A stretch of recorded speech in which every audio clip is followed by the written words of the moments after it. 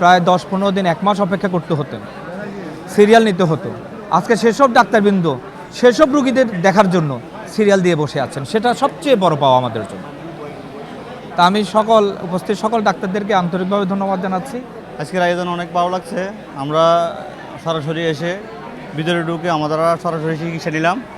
আমার 2 বাচ্চাকে দেখালাম, আমিও চর্মরোগের চিকিৎসা নিলাম, আমার ওয়াইফকে দেখালাম। খুব ভালো লাগছে। দেখেন ডাক্তারগুলো খুব ভালো আমাদের দেখতেছেন, এবং জনাব আসলাম সাহেব যে এই ধরনের একটা মহোদয় উদ্যোগ নিয়েছেন, যারা সাধারণ গরিব মানুষ, দাঁতের অনেক ব্যয়বহুল চিকিৎসা, কিন্তু অনেকে যেতে পারে না, কিন্তু আজকে আমাদের একটা সুযোগ করে দেওয়াতে আমরা এখানে আসছি। আমি সীতাকুণ্ডের মানুষ না হয়ে যে এখানে একটা সেবা নিতে পারছি, সেটাও আমি নিজেকে একটা ধন্য মনে করতেছি।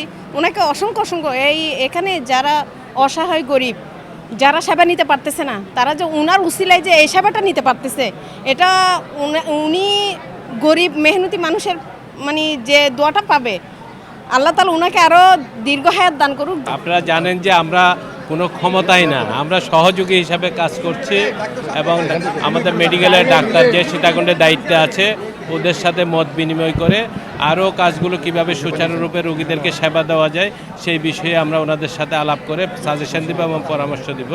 আশা করি যে ওনারা সেইভাবে ব্যবস্থা নেবেন। কারণ আমরা দীর্ঘদিন তো জনগণ থেকে বিচ্ছিন্ন ছিলাম নানা কারণে, অর্থাৎ ফ্যাসিস্টের কারণে আমরা জনগণের, আমাদের নেতৃবৃন্দ সহ কেউ কাছে আসতে পারে নাই। তো এই একটা বিশেষ সেবা কাজের মাধ্যমে আমাদের যাত্রাটা আমরা শুরু করেছি, যে জনগণের ধারগোড়ায় কীভাবে সেবাগুলো পৌঁছিয়ে দেওয়া যায় সেই বিষয়তে আমাদেরকে ডাক্তার সাহেবরা সহযোগিতা করতেন। ডাক্তার ইসা আছে, আমাদের ডাক্তার খুরশিদ জামিল আছে, আমাদের সাংবাদিক জাহিদুল সব কোচি সহ সম্মিলিত টিম আমাদেরকে আজকে সহযোগিতা করছে।